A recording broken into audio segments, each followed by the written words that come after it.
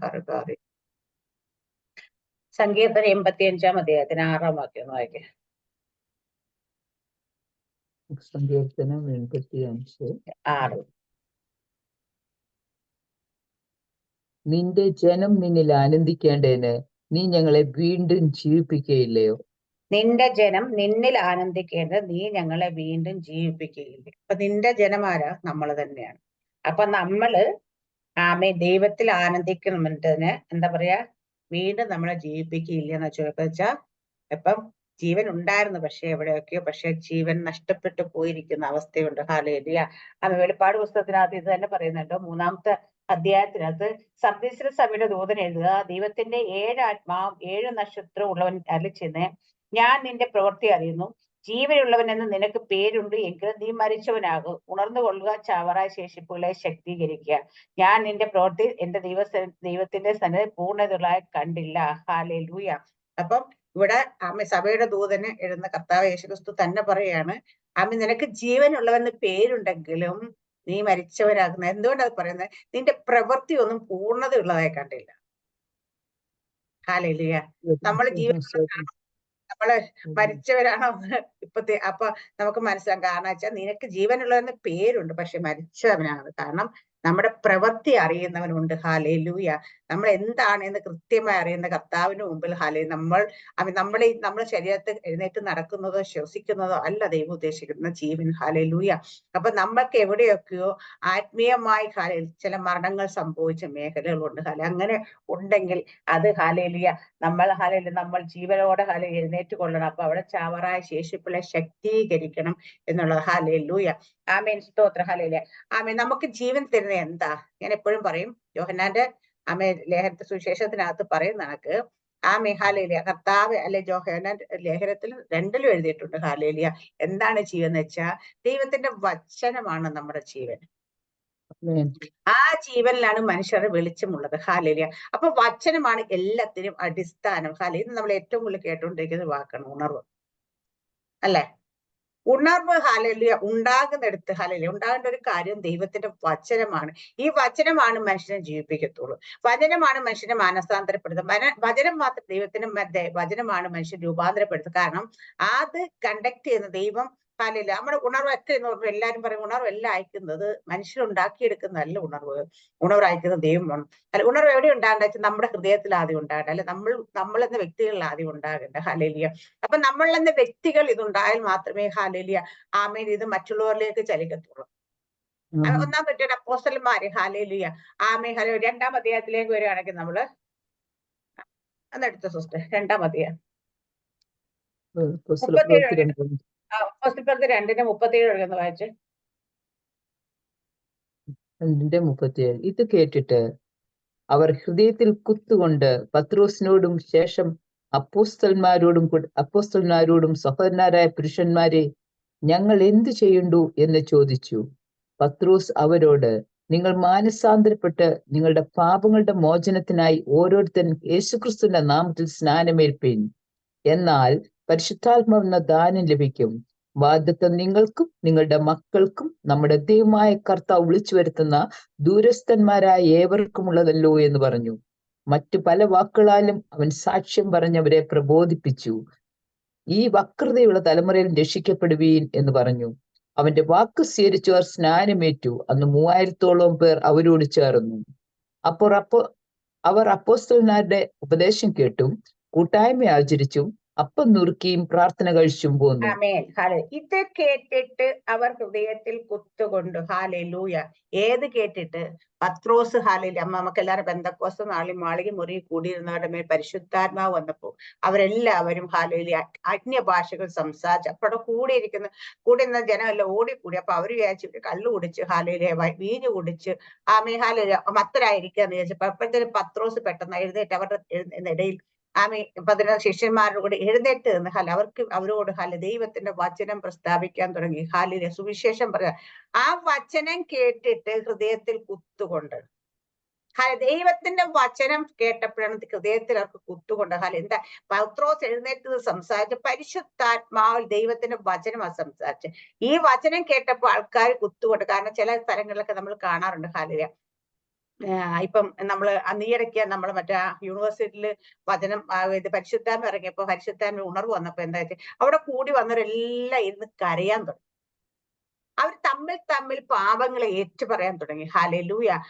എല്ലായിടത്തും ഉണർവ് ഉണ്ടാകുന്ന സ്ഥലങ്ങളിലെല്ലാം സംഭവിക്കുന്ന കാര്യം ജനത്തിന്റെ ഉള്ളിലേക്ക് പാപബോധം അല്ലെ മാനസാന്തരം വരും. കാരണം നമ്മൾ എല്ലാവരും രക്ഷിക്കപ്പെട്ട് സ്നാനപ്പെട്ടവരായിരിക്കും. പക്ഷേ അല്ലെങ്കിൽ ഓടിക്കൂടുന്ന ജനമാണെങ്കിലും അവിടെ നിൽക്കുന്ന പരിശുദ്ധാത്മ സാന്നിധ്യത്തിലും അവര് കേൾക്കുന്ന വചനത്തിൽ ആദ്യം ഉണ്ടാകുന്ന കാര്യം അവര് തമ്മിൽ പാപങ്ങളെ ഏറ്റ് അവിടെ ആരും ഉണ്ടായിരുന്നില്ല ശുശ്രൂഷ. നമ്മൾ കണ്ട അപ്പൊ ഈ അടുത്ത സമയത്ത് നമ്മൾ കണ്ട യൂണിവേഴ്സിറ്റിയിൽ കാലിഫോർണിയ അവിടെയാണ് നമ്മൾ അന്ന് കണ്ട അമേരിക്കയിൽ സംഭവിച്ച സ്ഥലത്ത് അവിടെ ആരും ഉണ്ടായിരുന്ന ശുശ്രൂഷ. അവിടെ കൂടിയിരുന്നവരൊക്കെ അവിടെ വന്നവരെല്ലാം ഇരുന്ന് കരയാൻ തുടങ്ങി. വലിയ വാലേ കരയാൻ തുടങ്ങി. കരഞ്ഞിട്ട് അവർ തമ്മിൽ ഇരിക്കുന്നവർക്ക് തമ്മിൽ പാപങ്ങൾ ഏറ്റു പറയാൻ തുടങ്ങി. അവിടെയാണ് അത് എന്നിട്ട് അങ്ങനെ സ്പ്രെഡ് ആകാൻ തുടങ്ങിയപ്പോഴാണ് അങ്ങനെയാണ് നമ്മൾ എല്ലായിടത്തും നമ്മൾ നൂറ്റാണ്ട് സംഭവിച്ച ഉണർവിനൊക്കെ നോക്കിക്കഴിഞ്ഞാൽ എല്ലായിടത്തും അനേകം രക്ഷിക്കപ്പെടാനിടയായി. ഉണർവിന്റെ അടയാളം അനേക രക്ഷയിലേക്ക് വരും. ഹല്ലേലൂയ. അപ്പൊ അനേകരെ രക്ഷിക്കപ്പെടാനായിട്ട് സഹായിക്കുന്നതായിരിക്കണം നമ്മൾ. അതിന് കാരണമാകുന്നത് മനുഷ്യരല്ല. അത് സാക്ഷാൽ ദൈവം തന്നെ കൺട്രോൾ ചെയ്യും. ഹല്ലേലൂയ. അവിടെയാണ് അവിടെ ഉണർവ്. അപ്പൊ ഇവിടെ നമ്മൾ കാണുന്നത് ഓടി വന്നിട്ട് ചോദിക്കണം, ഞങ്ങൾ എന്ത് ചെയ്യണം? ഹല്ലേലൂയ. വചനം കേട്ടവരുടെ ഹൃദയത്തിൽ കൂടെ. അപ്പൊ പത്രോസ് പറയുന്നുണ്ട്, ഹല്ലേലൂയ, നിങ്ങൾ മാനസാന്തരപ്പെട്ടു നിങ്ങളുടെ പാപങ്ങളുടെ മോചനത്തിൽ ഓരോരുത്തരും യേശുക്രിസ്തുവിന്റെ നാമത്തിൽ സ്നാനമേൽപ്പി, എന്നാൽ പരിശുദ്ധാത്മാ എന്ന ദാനം ലഭിക്കും. വാഗ്ദത്തം നിങ്ങൾക്കും നിങ്ങളുടെ മക്കൾക്കും നമ്മുടെ ദൈവമായ കർത്താവ് വിളിച്ചു ദൂരസ്ഥരായ ഏവർക്കും ഉള്ളതല്ലോ എന്ന് പറഞ്ഞു. ഹല്ലേലൂയ.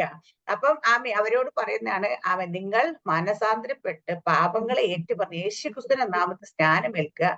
അങ്ങനെയാണെങ്കിൽ നിങ്ങൾക്ക് പരിശുദ്ധാത്മാവിനെ ലഭിക്കും. ഹല്ലേലൂയ.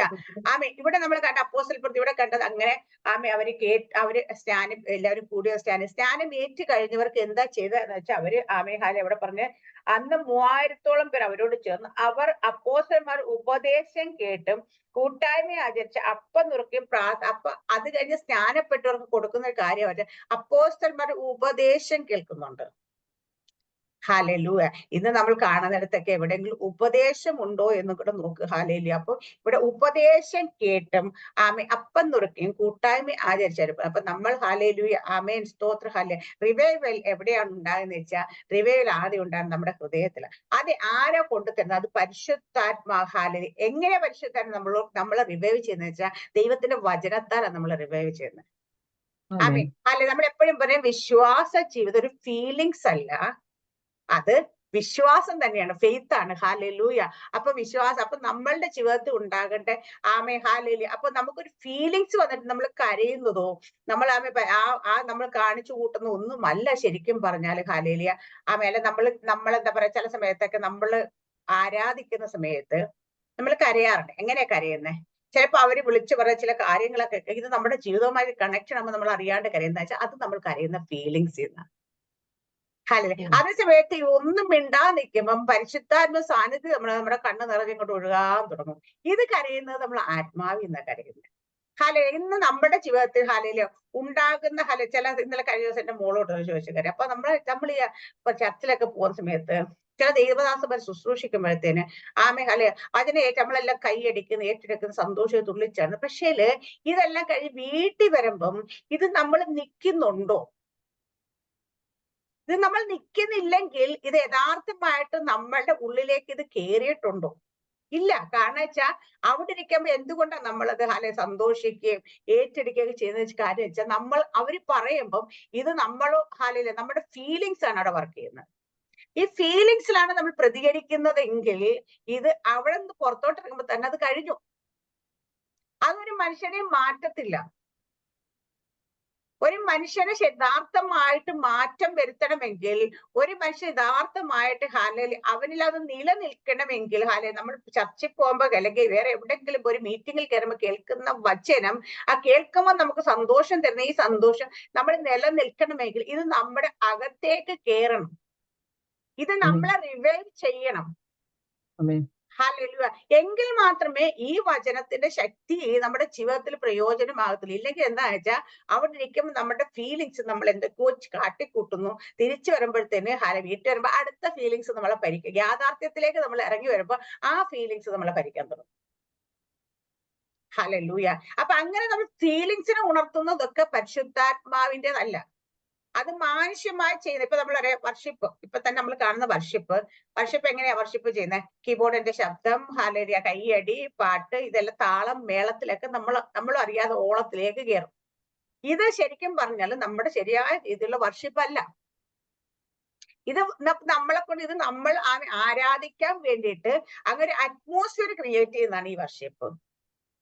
ഹല്ലേലൂയ. പക്ഷെ യഥാർത്ഥമായ വർഷിപ്പ് എന്ന് പറഞ്ഞാൽ നമ്മൾ ഹല്ലേലൂയ ഒന്നും ഈവൻ വാ തുറന്ന് പാടിയില്ലെങ്കിൽ പോലും നമ്മുടെ ഹൃദയം ദൈവസന്നിധിയിൽ പകരുന്നതാണ് വർഷിപ്പ്. നമ്മൾ ദൈവത്തെ സ്നേഹിക്കുന്നതാണ് വർഷിപ്പ്. നമ്മൾ ദൈവത്തിലുള്ള നന്ദി സൂചകമായിട്ട് സ്നേഹത്തിൽ നിന്ന് വരുന്ന നമ്മുടെ ഹല്ലേലൂയ. ഇപ്പൊ നമ്മളോട് ഒരാളില് എന്തെങ്കിലും ഒരു കാര്യം നമ്മളെ ചെയ്യുമ്പോൾ നമുക്ക് അവരോട് ചില സമയത്ത് വാക്കുകൾ കൊണ്ട് നമുക്ക് ചിലപ്പോൾ നന്ദി പറയാൻ പറ്റത്തില്ല. കാരണം നമുക്ക് വാക്കുകൾ ഒതുങ്ങത്തില്ല. നമുക്ക് സംസാരിക്കും വാക്കുകളൊന്നും പുറത്തേക്ക്, പക്ഷെ ചിലപ്പോൾ നമ്മുടെ കണ്ണൊക്കെ നിറഞ്ഞൊഴുകും അല്ലെ? കാരണം എന്താ വെച്ചാൽ നമ്മൾ ആ സ്നേഹമുള്ള ആരെങ്കിലും കണ്ടു കഴിഞ്ഞാൽ നമുക്ക് ഒത്തിരി സങ്കടമോ വിഷമോ അല്ലെങ്കിൽ നമുക്ക് എന്തെങ്കിലും കാര്യങ്ങൾ അവർ ചെയ്യുക അല്ലെങ്കിൽ പെട്ടെന്ന് അത്ഭുതം, ഇതൊക്കെ നമുക്ക് ആ വാക്കുകൾ കൊണ്ട്, വാക്കിന്റെ കസർത്ത് കൊണ്ട് നമുക്ക് അത് ആരോടും അത് പ്രകടിപ്പിക്കാൻ പറ്റത്തില്ല. അവിടെ നമ്മൾ പക്ഷെ വാക്കൊന്നും വേണ്ട.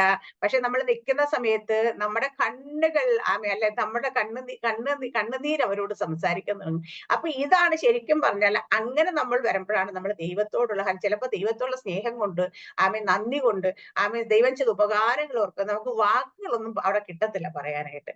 പക്ഷെ നമ്മൾ ചിലപ്പോൾ ദൈവസനെ നിന്ന് കരയാൻ തുടങ്ങും. പരിശുദ്ധാത്മാവിൻ അറിയാം നമ്മൾ അവിടെ ആത്മാവിനോട് ദൈവത്തോട് സംസാരിക്കുന്നതാണെന്ന് ദൈവത്തിന് അറിയാൻ പറ്റും. ഹല്ലേലൂയ. ഇവിടെയാണ് നമുക്ക് ഈ കമ്മ്യൂണിക്കേറ്റ് ചെയ്യാൻ ഒറ്റ വാക്കുകൾ മാത്രമല്ല ഉള്ളു. വാക്കുകൾ ഒരു ഉപാധി മാത്രമാണ്. ഹല്ലേലൂയ.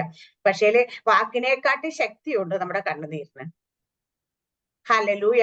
അപ്പൊ നമ്മൾ ഇവിടെ കൂടി വന്നവർ ഇവരുടെ പ്രസംഗം കേട്ടിട്ട് അനേക രക്ഷിക്കപ്പെട്ടു. കഴിഞ്ഞ നാൾ നമ്മൾ അസൂസ സ്ട്രീറ്റ് തുടങ്ങി 1-ാം നൂറ്റാണ്ട് അപ്പോസ്തലന്മാർക്ക് ശേഷം അസൂസ സ്ട്രീറ്റ് തുടങ്ങിയ ഹല്ലേലൂയ DL മോദി അങ്ങനെ ഒത്തിരി ആൾക്കാർ കൊണ്ടുവന്ന് ഉണർവെടുത്തു നോക്കി. അവിടെയൊക്കെ 10,000-കണക്കിന് ആൾക്കാർ രക്ഷയിലേക്ക് വന്നു.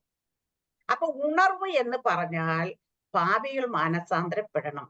അതിപ്പോ നമ്മളാണെങ്കിലും പാപം ഉണ്ടെങ്കിൽ, അത് പുറത്തു നിൽക്കുന്ന ജാതികളാണെങ്കിലും പാപികൾ മാനസാന്തരപ്പെടുന്നതാണ് ഒരു ഉണർവിന്റെ അടയാളം. അടുത്ത നമ്മൾ അപ്പോസ്തലപ്രവൃത്തിയിൽ തന്നെ കടന്ന് ശമരിയ, ജാതികളുടെ പട്ടണമായ ശമരിയയിലേക്ക് ഹല്ലേലൂയ ഫിലിപ്പോസ് കടന്നു ചെല്ലുന്നു. ശൗലിന്റെ കാലത്ത് ഹല്ലേലൂയ നമ്മുടെ സ്റ്റീഫനെ കല്ലെറിഞ്ഞ് കൊന്നു കഴിയുമ്പോൾ അവർ ചിതറിപ്പോയവരൊക്കെ അവിടെ സുവിശേഷം കണ്ടു. അപ്പൊ ശമരിയയിലേക്ക് ചെന്നപ്പോൾ നമ്മൾ കാണുന്നത് ഫിലിപ്പോസ് അവിടെ പോയിട്ട് വചനം സംസാരിച്ചു. വചനം സംസാരിച്ചപ്പോൾ അവിടെ ആ വചനം കേട്ടവരുടെ മേൽ അശുദ്ധാത്മാക്കൾ വിട്ടുമാറി അത്ഭുതങ്ങളും അടയാളങ്ങളും വീര്യപ്രവൃത്തികളും സംഭവിക്കുന്നതായിട്ട് കാണുന്നുണ്ട്. അല്ലെ?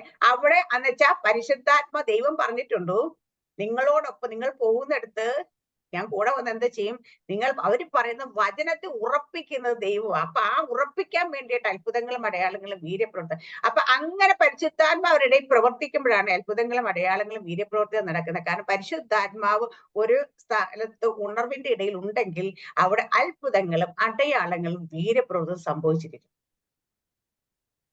ഹല്ലേലൂയ. അത് മനുഷ്യൻ ചെയ്യാൻ പറ്റുന്ന കാര്യമല്ല, ദൈവം തന്നെ. അപ്പൊ അങ്ങനെ സംഭവിച്ച സമയത്ത് അവിടെ എന്താ സംഭവിക്കുന്നത്? ഒരു മന്ത്രവാദി ഉണ്ടായിരുന്നു വർഷങ്ങളായിട്ട് ജനങ്ങളെ ഭ്രമിപ്പിച്ചുകൊണ്ടിരുന്ന ഷീമോൻ എന്നൊരുത്തർ, അല്ലെ? ഷീമോൻ എന്നല്ല പേര്. ഹല്ലേട്ടാ 8-ാം അധ്യായത്തിലെ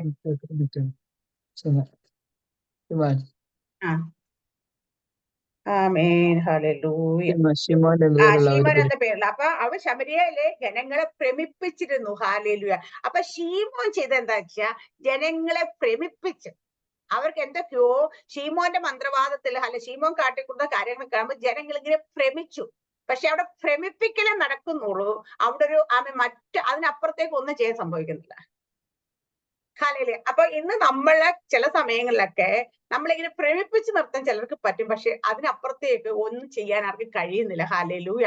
അപ്പൊ അത് പരിശുദ്ധാത്മാവിന്റെ ഉണർവായിരിക്കത്തില്ല. ഇവിടെ ശീമോൻ അവരെ പ്രേമിപ്പിച്ചു. എന്നിട്ട് എന്താ ചെയ്തത്? അവസാനം ശീമോൻ ഇത് കണ്ടപ്പോഴത്തേന് ശീമോന് കുറെ കൂട്ടത്തിലൊക്കെ കൂടിയട്ടോ, അതൊക്കെ കൊണ്ട് കെട്ടുകഥ. പക്ഷേ ശീമോനെ അട്രാക്ട് ചെയ്തതൊന്നുമല്ല. അവിടെ ജാതികൾ കൂടി വന്നത്, മാനസാന്തരപ്പെട്ടത്, രോഗികൾ സൗഖ്യമായത്, അവിടെ സുവിശേഷം വ്യാപിച്ചതൊന്നുമല്ല. പക്ഷേ ഇവിടെ ശമര്യയിൽ വലിയ ഉണർവ് നടക്കുന്നപ്പം രണ്ട് അപ്പോസ്തലന്മാരെത്തി. അവര് ജനത്തിന് മേൽ വന്ന് കൈവച്ചവർക്ക് പരിശുദ്ധാത്മാവിനെ ലഭിച്ചു. ഇത് കണ്ടപ്പോ ശീമോൻ ഇത് കൊള്ളാമല്ലോ പരിപാടി.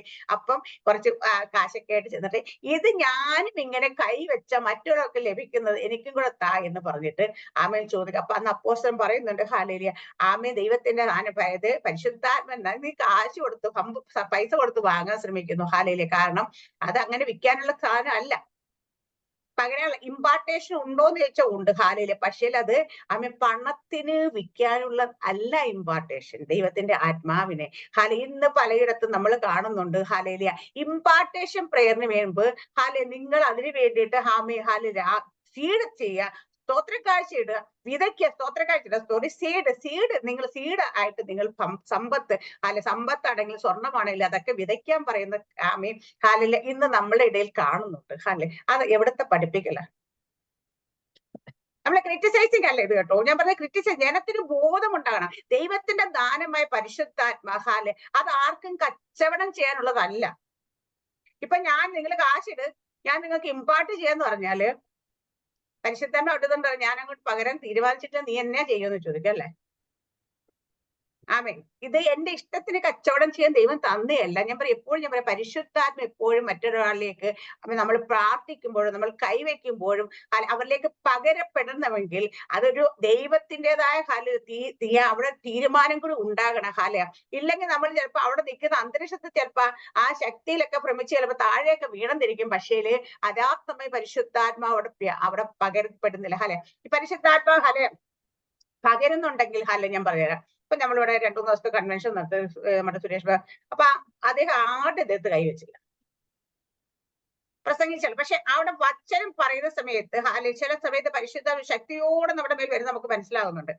ഇത് ഒരു തോന്നലല്ല എന്ന് അപ്പൊ നമ്മളിവിടെ വന്നിട്ട് പിറ്റേ ദിവസം രാവിലെ നമ്മുടെ രാവിലത്തെ പ്രേയർ ഞാൻ പ്രാർത്ഥിക്കുമ്പോൾ എനിക്കറിയാം എന്റെ വായിൽ അന്ന് വരുന്നതൊക്കെ പുതിയ പുതിയ ഭാഷകളാണ്. കാരണം അതെന്ന് വെച്ചാ നമ്മുടെ മേൽ പരിശുദ്ധാത്മ ശക്തി പകരപ്പെടുന്ന അടയാളം നമ്മുടെ ഭാഷകൾ മാറിക്കൊണ്ടേയിരിക്കും.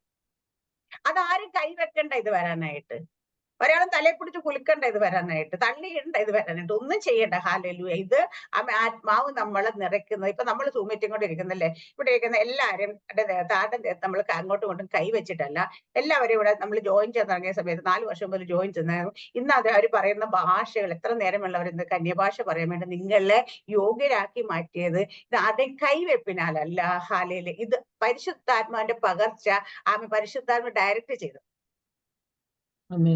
അല്ലെ? നമ്മളിപ്പോ ഞാനിവിടെ യു ഇരിക്കുന്നു, ഒരാൾ ഇന്ത്യയിലേക്ക്, ഒരാൾ അമേരിക്കയിലും, ഒരാൾ മറ്റേ ന്യൂസിലൻഡ്, അങ്ങനെ പല രാജ്യങ്ങളിൽ ഇരുന്നാൽ പോലും അവിടെ ഇരിക്കുന്നവരുടെ മേൽ ഇത് പകരപ്പെടുന്നുണ്ട്. ഇത് പകരപ്പെടുന്ന വെച്ചാൽ എല്ലാവരും അറിയാം ഞങ്ങളുടെ ശരീരത്തിൽ ഭയങ്കര ശക്തി വ്യാപരിച്ച്, തീ പോലെ വ്യാപരിച്ച്, അതൊക്കെ പറയുന്ന കാര്യം വെച്ചാൽ ഇത് നമ്മൾ പറഞ്ഞുകൊണ്ടിരിക്കുക, വചനം പറയുമ്പോഴും നമ്മൾ പ്രാർത്ഥിക്കുമ്പോഴും ഇത് പകരുന്ന പരിശുദ്ധാത്മാവാണ്. ഈ പരിശുദ്ധാത്മ പകരം അല്ലാതെ നിങ്ങൾ എന്നെ കയറി പിടിച്ചാലോ ഞാൻ ഇന്ന് കൈവച്ചാലോ ഒന്നും ചിലപ്പോൾ ഇത് പകരണമെന്ന് നിർബന്ധമില്ല. മനസ്സിലായി? പല തെറ്റിദ്ധാരണകളുണ്ട്. അദ്ദേഹം കഴിഞ്ഞ ദിവസം കഴിഞ്ഞ ആഴ്ചയിൽ നമ്മുടെ ഒരു സഹോദരൻ എടുത്ത് വന്ന് അത് ആൾക്കാർ വന്നിട്ട് ടാപ്പ് ചെയ്തോ. ഞാൻ ടാപ്പ് ചെയ്തെന്താന്ന് വെള്ളം അല്ലെങ്കിൽ ഇതെന്തോന്ന് കുറച്ച് ഊറ്റിക്കൊണ്ടുപോകാൻ വേണ്ടിട്ട് എന്തെങ്കിലും അങ്ങ് കൊണ്ടുപോകാൻ വേണ്ടിട്ട് പോകുന്ന ആളും കൂടെ തീരുമാനിക്കണ്ടേ ഞാൻ പോകണോ വേണ്ടായിരുന്നു. അപ്പൊ ഞാൻ ദൈവികം നമ്മൾ അല്ലാതെ ആരപ്പല്ല നമ്മൾ ശുശ്രൂഷിച്ചോണ്ട് അവരുടെ ദേഹത്ത് കൈവെക്കും. ഞാൻ പറഞ്ഞു അങ്ങനെ കൈവെക്കപ്പെട്ടാലും നമ്മൾ പോയിട്ട് ആരും കാണാൻ കൈവച്ചു. അപ്പൊ യേശു കർത്താവിന്റെ മേൽ രക്തസ്രാവക്കാരത്തെ സ്ത്രീ എന്ന് പിടിച്ചപ്പോ എങ്ങനെയാ ശക്തി പുറപ്പെട്ടത്? ഞാൻ യേശു കർത്താവിന് ആ സമയത്ത് പുരുഷാരം അവിടെ തന്നെ പറയും, പുരുഷാരം തിങ്ങി നിറഞ്ഞ് യേശുവിന്റെ ചുറ്റും നിൽക്കുന്നവർ തിങ്ങി നിറഞ്ഞിട്ട് യേശു കഥ നടക്കാൻ പോലും എത്ര പുരുഷാരം. പക്ഷെ അവരുടെ മേൽ ഒന്നും പരിശുദ്ധാത്മ പകർന്നില്ല, ശക്തി പുറപ്പെട്ടില്ല അവർക്ക് ആർക്കും വേണ്ടിയിട്ട് അവിടെ എഴുതിയിട്ടില്ല. പക്ഷേ ഒരു സ്ത്രീ വന്ന് വസ്ത്രത്തിന്റെ തൊങ്ങലിൽ തൊട്ടപ്പോ ശക്തി പുറപ്പെട്ടെന്നൊരു കർത്താവ് നിന്നു. എന്താ കാര്യം? അവളുടെ വിശ്വാസമാണ് അവൾ ആ വസ്ത്രത്തിന്റെ തൊങ്ങലിൽ തൊട്ടപ്പോൾ അവൾക്ക് അത്രത്തോളം എഫർട്ട് എടുത്ത് അവൾ വന്ന് അവളുടെ വിശ്വാസത്താലാണ് അത് പകരപ്പെട്ടത്, അവൾ ഹീൽ ആയത്. ഹല്ലേലൂയ. അപ്പൊ അല്ലാതെ അവിടെ തൊടുന്നവർക്ക് എല്ലാവർക്കും യേശുക്കത്തന്റെ മേൽ ശക്തി ഉണ്ടായിരുന്നു. പുരുഷാരം തിങ്ങി നിറഞ്ഞ് അമ്മ ഇങ്ങനെ എന്താ പറയാ ഒട്ടും നടക്കാൻ പോലും പറ്റാത്ത അവസ്ഥയിൽ അതുപോലെ തിങ്ങിക്കിടും. പക്ഷെ ഒരു പുരുഷന്റെ പേരിലേക്ക് ശക്തി പുറപ്പെട്ടില്ല. അപ്പൊ ദൈവത്തിന്റെ ഹാലില്ല തീരുമാനപ്രകാരമുള്ള അല്ലാതെ ആരുടെ മേലൊക്കെ ശക്തി പോകത്തില്ല. പക്ഷെ ആ ശക്തി റിലീസ് ആയപ്പം അത്രയും ജനക്കൂട്ടത്തിനിടയിൽ ശക്തി യേശു എന്നെ ആരോ ഒരാൾ തൊട്ടു. ശിഷ്യന്മാര് പോലും ചോദിക്കുന്നുണ്ട്, ഇത്രയും ആൾക്കാർ നിന്നെ തിക്കിക്കൊണ്ടിരിക്കുന്നത്, നീ ഇതിൽ നിന്ന് ആരോ ഒരാൾ തൊട്ടെന്ന് പറയുന്നത് എന്താ? ഹല്ലേലൂയ. അപ്പോൾ അവിടെ ഒരാൾ തൊട്ടു എന്നെഴുതി, അവിടെയാണ് നമ്മൾ കാണുന്നത്. അവിടെ ആ ശക്തി ആരുടെ മേൽ പുറപ്പെടണമെന്ന് മുകളിൽ തീരുമാനിക്കുന്നിടത്തേക്ക് മാത്രമേ അത് പോകത്തുള്ളൂ. ഹല്ലേലൂയ. അപ്പൊ അല്ലാണ്ട് ഇതൊന്നും പകരപ്പെടുന്ന കാര്യമൊന്നുമല്ല. ഹല്ലേലൂയ. ഇതൊക്കെ ആമേ ഹല്ലേലൂയ. നമ്മൾ ഇനിയെങ്കിലും നമുക്ക് സുബോധമുണ്ട്. കാരണം ദൈവത്തിന്റെ വചനം കൃത്യമായിട്ട് എഴുതിയിട്ടുണ്ട്. ഹല്ലേലൂയ. ഈ വചനത്തിനകത്ത് എന്താ, അപ്പൊ ഇവിടെ വചനം സംസാരിച്ചപ്പോൾ ശക്തി പുറപ്പെട്ടു. ഹല്ലേലൂയ. അവര് ഓരോരുത്തർക്ക് എന്താ സംഭവിച്ചത്? അവർക്ക് മാനസാന്തരം ഉണ്ടായി. ഹൃദയത്തിൽ കുത്തുകൊണ്ട്, ഇന്നും ഞാൻ പറയാം, ഒരു വചനം കേൾക്കുമ്പം നമ്മുടെ ഹൃദയത്തിൽ കുത്തുകൊള്ളുന്നില്ലെങ്കിൽ, നമുക്ക് അതുകൊണ്ട് ഒരു ശകലം പോലും നമ്മുടെ ജീവിതത്തിൽ രൂപാന്തരപ്പെടുത്താൻ പറ്റുന്നില്ലെങ്കിൽ, നമുക്ക് ഒരു ശകലം പോലും ഒരു മാറ്റം വരാനായിട്ട് വചനം സഹായിക്കുന്നില്ലെങ്കിൽ ആ വചനം പരിശുദ്ധാത്മാവിൻ്റെതല്ല. വചനം എപ്പോൾ ഓരോ ദിവസം കഴിയുന്നറി എന്താ പരിശുദ്ധാത്മാവിന്റെ ഉദ്ദേശം? എന്താ? നമ്മളെ നിത്യതയിലേക്ക് കൊണ്ടുപോകാൻ. ഹാലേ, അതിനെ കൊണ്ടുപോകണമെങ്കിൽ എന്ത് വേണം? നമ്മളെ രൂപാന്തരം വേണം. ഓരോ ദിവസം നമ്മള് മനസ്സ് പുതുക്കി രൂപാന്തരപ്പെടണം. അതിനു വേണ്ടിയിട്ടാ ദൈവത്തിന്റെ വചനം. അല്ലാതെ ഞാനിപ്പോ കുറച്ച് കാര്യങ്ങൾ വചനം പറഞ്ഞുകൊണ്ടിരിക്കുമ്പോ എല്ലാവർക്കും കുറച്ച് സന്തോഷം തോന്നി, ഹല്ലേലൂയ, ഇന്നത്തെ വചനം കൊള്ളായിരുന്നു, കൈയൊക്കെ അടിച്ചിട്ട് അല്ലെ സന്തോഷമൊക്കെ തോന്നിപ്പോയി കഴിഞ്ഞാൽ ഇത് നമ്മുടെ ഹൃദയത്തോട് സംസാരിക്കുന്നില്ലെങ്കിൽ, നമ്മളൊരു മാറ്റം വരുത്തുന്നില്ലെങ്കിൽ, അല്ലെ ഞാൻ പലപ്പോഴും ഞാൻ പറയും വചനം സംസാരിച്ചുകൊണ്ടിരിക്കുമ്പം അല്ലെ പരിശുദ്ധാൻ ചില ദിവസങ്ങളിലൊക്കെ എനിക്ക് സംസാരിച്ചുണ്ട്, പരിശുദ്ധാരൻ ഇങ്ങനെ റെവലേഷൻസ് തന്നുകൊണ്ടിരിക്കുന്നത്. ഇത് സംസാരിച്ചു കഴിയുമ്പം ഞാൻ തന്നെ എന്നോട് തന്നെ ഇത് ഇടപെടും. അയ്യോ ദൈവമേ, ഇത് ഞാനിങ്ങനെ പറഞ്ഞുകൊണ്ടിരിക്കില്ല, ഇപ്പൊ ഈ ഭാഗം എനിക്കൊന്ന് ക്ലിയർ ചെയ്യണ്ടേ, ഈ ഭാഗം എനിക്ക് ഞാൻ ശരിയാകുന്നുണ്ട്, അങ്ങനെ നമ്മൾ ചെറിയ കാര്യങ്ങൾ പോലും ഹല്ലേലൂയ നമ്മുടെ ഉള്ളിലേക്ക് ഈ ദൈവത്തിന്റെ വചനം പറഞ്ഞുകൊണ്ടിരിക്കുമ്പോൾ തന്നെ എന്നോട് ഇടപെടാൻ തുടങ്ങും. അപ്പൊ നമുക്ക് പറയുന്നവർക്ക് അധികം ശിക്ഷാവിധിയുണ്ട്. ഹല്ലേലൂയ. പറഞ്ഞിട്ട് പ്രവർത്തിക്കാൻ അതനുസരിക്കാതിരുന്നു കഴിഞ്ഞു. അപ്പൊ അതുകൊണ്ട് ഹല്ലേലൂയ, ഇത് നിങ്ങളോട് എനിക്ക് ഒരു കാര്യം ഉറപ്പാ, ദൈവം എന്നെ എന്തിനാ ഇവിടെ ഈ വചനം പറയാൻ നിങ്ങളുടെ മുമ്പിൽ എല്ലാ ദിവസവും രാവിലെ ഇരുത്തുന്നത് വെച്ച് കഴിഞ്ഞാൽ ഇത് എന്നെ രൂപാന്തരപ്പെടുത്തിക്കൊണ്ടിരിക്കുക. ഇന്നലെ ഞാനിങ്ങനെ പറഞ്ഞു, കർത്താവേ ഹല്ലേലൂയ ആമേൻ, ഈ വചനമൊക്കെ നമ്മൾ സംസാരിക്കുന്നുണ്ട്, വചനമൊക്കെ, പക്ഷെ ചില സമയത്ത് ഞാനും ഹല്ലേലൂയ എന്താ പറയാ, ഒരു മാനുഷികമായ രീതിയിലേക്ക് ചിന്തയിലേക്ക് പോകുന്ന ചില വിഷയങ്ങൾ നമ്മുടെ മുമ്പിൽ നിൽക്കുമ്പോൾ അത് നമ്മളെ ഹല്ലേലൂയ ചില സമയത്തെങ്കിലും നമ്മൾ ഒരു സാധാരണ മനുഷ്യൻ ചിന്തിക്കുന്ന കണക്ക് ചിന്തിക്കുക, അയ്യോ കർത്താവേ എന്തോ ചെയ്യും അല്ലെങ്കിൽ ഇങ്ങനെ എന്താ എന്ന് അത് വരുമ്പോ തന്നെ നമ്മുടെ ഉള്ളിൽ പരിശുദ്ധാത്മാവ് അപ്പൊ പറയും, നീ ഇന്ന് രാവിലെ പറഞ്ഞ വചനം എന്താ, നീ ഇന്നലെ അപ്പൊ നീ സംസാരിച്ചെന്ന് ഇത് ചോദിക്കുക. ഈ ചോദ്യം നമ്മുടെ ഉള്ളിലേക്ക് പരിശുദ്ധാത്മ ചോദിക്കാൻ തുടങ്ങും. നമുക്ക് ആകെപ്പാട് സങ്കടവും വിഷമവും എല്ലാം തോന്നും. കാരണം എന്നിട്ട് പിന്നെ നമ്മൾ ദൈവത്തോട് ചിലരൊക്കെ ന്യായീകരണങ്ങളൊക്കെ നമ്മൾ പറയും നമ്മുടെ ഭാഗത്ത് നിന്ന്. ഹല്ലേലൂയ, നമ്മൾ മനുഷ്യരല്ലേ, ദൈവമല്ലല്ലോ. ഹല്ലേലൂയ, നിൽക്കുന്ന സാഹചര്യം ഇതല്ലേ, മോശ പോലും കരഞ്ഞില്ലേ, ഏലിയാവ് കരഞ്ഞില്ലേ, ഇതൊക്കെ ചോദിക്കുകയാണ്. ഞാൻ തന്നെ എന്നൊക്കെ പറയും. ഹല്ലേലൂയ, കർത്താവെ പ്രാർത്ഥിച്ച ആകാശം തീയറക്കി, ഏലിയാവ് പോലും പറയും മതി കർത്താവ് മതി എന്ന് പറഞ്ഞു. പിന്നെ അതിനു മുമ്പ് ഞാൻ എന്താ എന്നൊക്കെ പറയും. ഞാൻ എന്നെ തന്നെ ന്യായീകരിക്കാൻ ശ്രമിക്കാറുണ്ട് പലപ്പോഴും. പക്ഷേ ഞാൻ പറയാം, അപ്പൊ ഈ നമ്മുടെ ജീവിതത്തിൽ ഒരു ചിന്ത വരുമ്പോ തന്നെ ദൈവത്തിന്റെ ആത്മാവ് നമ്മളോട് ഇടപെടാറുണ്ട്. ഹല്ലേലൂയ. അപ്പൊ ഇവിടെയൊക്കെ നമ്മൾ കാണേണ്ട കാര്യം ഹല്ലേലൂയ. അപ്പൊ യേശു കർത്താവ് പറഞ്ഞതുപോലെ നമ്മൾ എന്ത് ചെയ്യുമ്പോഴും അത് റിസൾട്ട് നോക്കണം. അതിന്റെ ഫലം എന്താണെന്ന് നോക്കണം. ഹല്ലേലൂയ. ആ ഫലം എന്താണ് അതിന്റെ റിസൾട്ട്? അപ്പൊ ദൈവത്തിന്റെ എല്ലാ ഉണർവിന്റെ റിസൾട്ട് അനേകർ മാനസാന്തരപ്പെടുക, അനേകരെ രക്ഷയിലേക്ക് കൊണ്ടുവരിക എന്നുള്ളതാണ്. ഹല്ലേലൂയ. ആ റിസൾട്ട് അവിടെ സംഭവിക്കുന്നുണ്ടോ? ഹല്ലേലൂയ. അല്ലെ പണ്ട് നമ്മുടെ ഈ കേരളത്തിൽ തന്നെ ഹല്ലേലൂയ, അപ്പൊ ഇന്ത്യയിൽ തന്നെ നടക്കുന്ന പല ഉണർവുകളെ നമ്മൾ കണ്ടിട്ടുണ്ട്.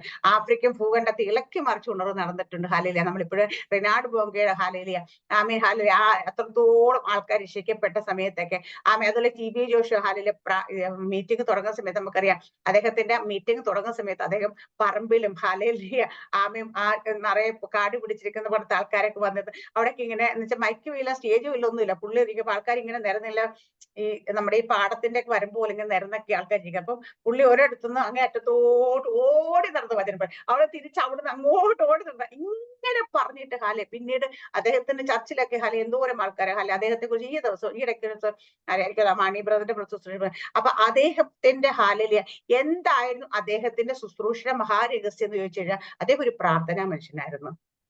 ഒരു മീറ്റിംഗ് കഴിഞ്ഞാൽ അദ്ദേഹം അവിടെ നേരെ പോയിട്ട് വീണ്ടും പ്രാർത്ഥനാ മുറിയിലേക്ക് പുള്ളി അദ്ദേഹത്തിന്റെ പ്രാർത്ഥനാലയത്തിലേക്ക് കയറിയിട്ട് അദ്ദേഹം അല്ലെ മലയുടെ മുകളിൽ പോയി പ്രാർത്ഥിച്ച് ഹാലയില പ്രാപിച്ചിട്ട് ഹാലയില ഒരാഴ്ചയിൽ ഹാലയില ഒരു ദിവസം മാത്രം കുടുംബത്തോട് സ്പെൻഡ് ചെയ്യട്ടും, ബാക്കി ദിവസം മുഴുവൻ ഫാമിലി പ്രാർത്ഥന ദൈവമായിട്ട് ഇരുന്നിട്ട് ഇറങ്ങി വന്നിട്ട് ഹാലയില നിൽക്കുന്നത് കൊണ്ടാ അദ്ദേഹം വന്ന് നിൽക്കുമ്പോൾ തന്നെ ഹാല രോഗികൾ സൗഖ്യം ഭൂതങ്ങൾ എല്ലാവരും കൂടിയൊക്കെ ചെയ്യുന്നതിന്റെ കാര്യം ആ ശുശ്രൂഷ വെളിപ്പെടുന്നതിന്റെ കാര്യം ദൈവവുമായി ചേർന്ന് ദൈവത്തിൽ നിന്ന് പ്രാപിച്ച് ഹാലയില് ജനത്തിന് കൊടുക്കുന്നത് കൊണ്ടാണ്. യേശു കർത്താവ് നമുക്ക് കാണിച്ചത് മാതൃകയാണ്, പൗലോസ് അപ്പോസ്തലൻ കാണിച്ചത് മാതൃകയാണ്.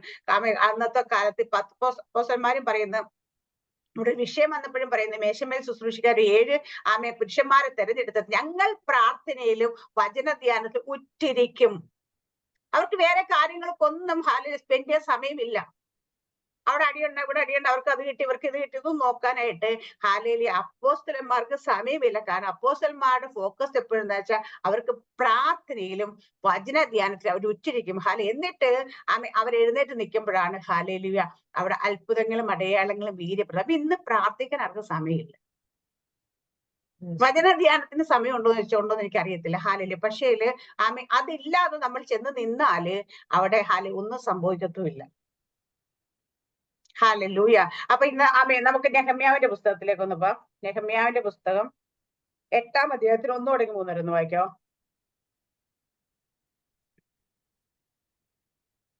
നെഹമ്യാവ് 8-ാം അധ്യായം 1 തുടങ്ങി 3 വരെ 1 to 3. അങ്ങനെ ഇസ്രായേൽ മക്കൾ തങ്ങളുടെ പട്ടണങ്ങളിൽ വസിച്ചിരിക്കുമ്പോൾ 7-ാം മാസത്തിൽ സകല ജനവും നീർവാതിന്റെ മുൻപിലുള്ള വിശാല സ്ഥലത്ത് ഒരുമനപ്പെട്ടു വന്നുകൂടി. യഹോവ ഇസ്രായേലിന് കൽപ്പിച്ചു കൊടുത്ത മോശയുടെ ന്യായപ്രമാണ പുസ്തകം കൊണ്ടുവരുവാൻ എസ്രാ ശാസ്ത്രിയോട് പറഞ്ഞു. 7-ാം മാസം 1-ാം തീയതി എസ്രാ പുരോഹിതൻ പുരുഷന്മാരും സ്ത്രീകളും കേട്ട് ഗ്രഹിപ്പാൻ പ്രാപ്തിയുള്ള എല്ലാവരുമായി സഭയുടെ മുമ്പാകെ ന്യായപ്രമാണം കൊണ്ടുവന്നു. നീർവാതിലിനെതിരെയുള്ള വിശാല സ്ഥലത്ത് വെച്ച് രാവിലെ തുടങ്ങി ഉച്ചവരെ പുരുഷന്മാരും സ്ത്രീകളും ഗ്രഹിപ്പാൻ പ്രാപ്തിയുള്ള എല്ലാവരും കേൾക്കെ ന്യായപ്രമാണ പുസ്തകം വായിച്ചു. സർവജനവും ശ്രദ്ധിച്ചു കേട്ടു. ഇവിടെ പറയുന്നത് എന്താ പറയാ ന്യായപ്രമാണം യഹോവ അവിടെ എല്ലാവരും കൂടെ നിർവാദനത്തിന് മുമ്പ് ഒന്നിച്ചൊരുമനപ്പെട്ട് വന്നുകൂടി യഹോവ ഇസ്രായേലിന് കൽപ്പിച്ചു കൊടുത്ത മോശയുടെ പ്രമാണ പുസ്തകം കൊണ്ടുവരെ എസ്രാ ശാസ്ത്രിയോട് പറഞ്ഞു. ഹാലലിയ.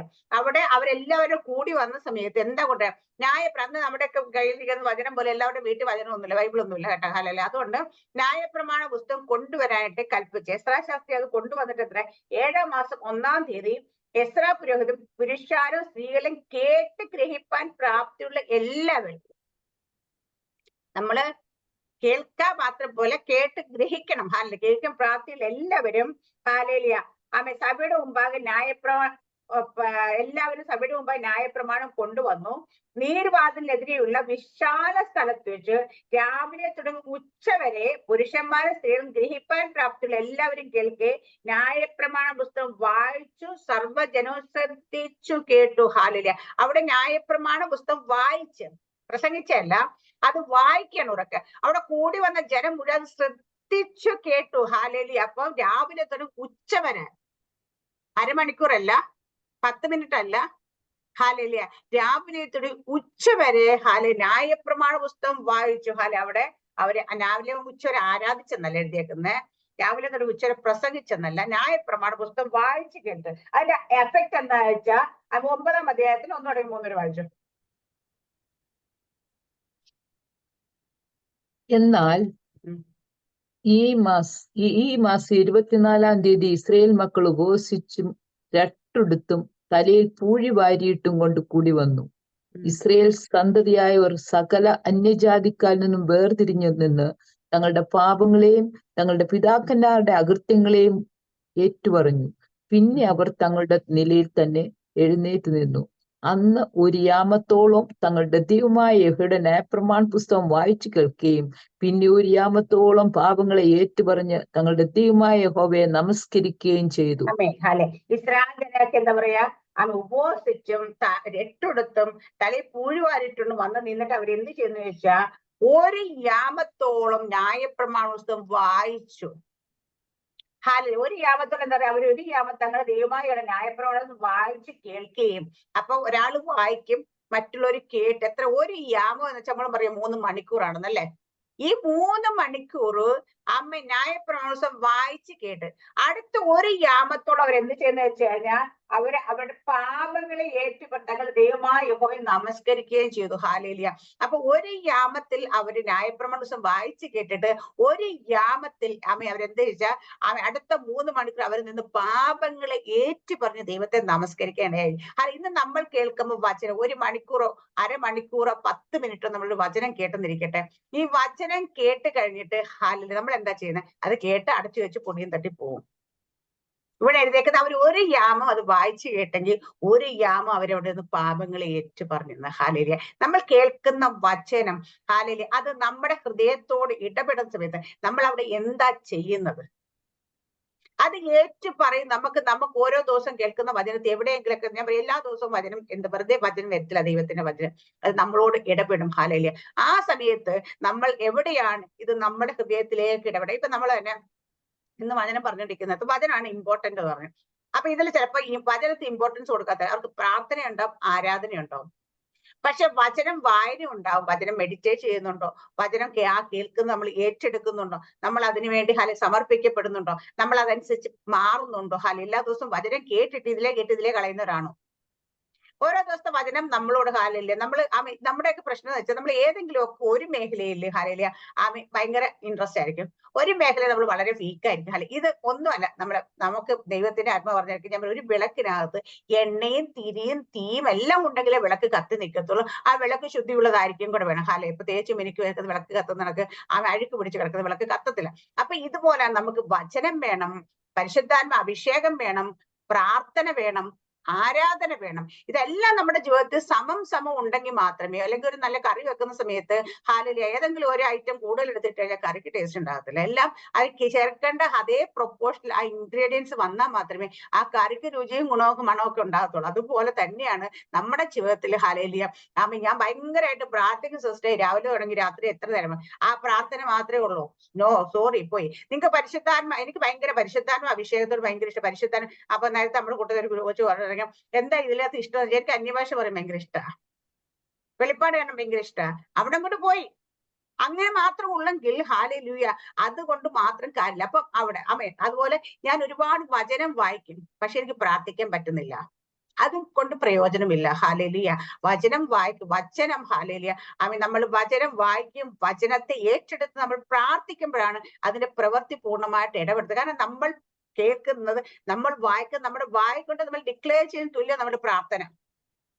അത് പ്രാർത്ഥന നമ്മൾ ചിലപ്പോൾ വചനം ഉരുവിട്ട് നമ്മൾ പ്രാർത്ഥിക്കും. എന്താ ഇത് ഉള്ളിൽ നമുക്ക് കയറിയത്? നമ്മുടെ വായ തുറന്ന് വായ തുറന്ന് സംസാരിക്കുമ്പോൾ മാത്രമേ അതിന് ജീവൻ ഉണ്ടാകും, അല്ലെ അതിന്റെ പവർ. എന്താ വെച്ചാൽ നമ്മുടെ രക്ഷ എങ്ങനെയാ? നമ്മുടെ ഹൃദയത്തിൽ വിശ്വസിക്കുന്നു, പക്ഷേ വായ കൊണ്ട് ഏറ്റു പറഞ്ഞാൽ മാത്രമേ അത് രക്ഷയാകത്തുള്ളൂ. എനിക്ക് വിശ്വാസമുണ്ട്, ഞാൻ വചനം കേട്ടു, എനിക്ക് വിശ്വസിച്ചു, എന്റെ ഉള്ളിൽ ഇരിപ്പുണ്ടത്. നോ, അതുകൊണ്ട് അവിടെ പ്രവൃത്തി വന്നില്ല. പ്രവൃത്തി തലത്തിലേക്ക് വരണമെങ്കിൽ നമ്മുടെ വായിൽ നിന്നുകൊണ്ട് നമ്മൾ ഏറ്റുപറയും. അതുകൊണ്ട് നമ്മളൊരു വചനം കേട്ട് നമ്മൾ പ്രാർത്ഥിക്കുന്നവരാകണം. ഹാലേലിയ. കേട്ടിട്ട് അവിടെ കൊണ്ട് നിർത്തരുത്. ആ വചനം നമ്മളോട് എന്താണ് ഇടപെട്ടിട്ടുള്ളത് അത് നമ്മുടെ വായ കൊണ്ട് കൺഫേസ് ചെയ്യണം.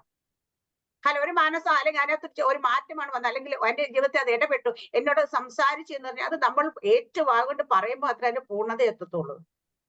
അത് നമ്മൾ ആരാധിക്കണം. ചില ആൾക്കാർക്ക് ആരാധിക്കാൻ ഇഷ്ടമല്ല.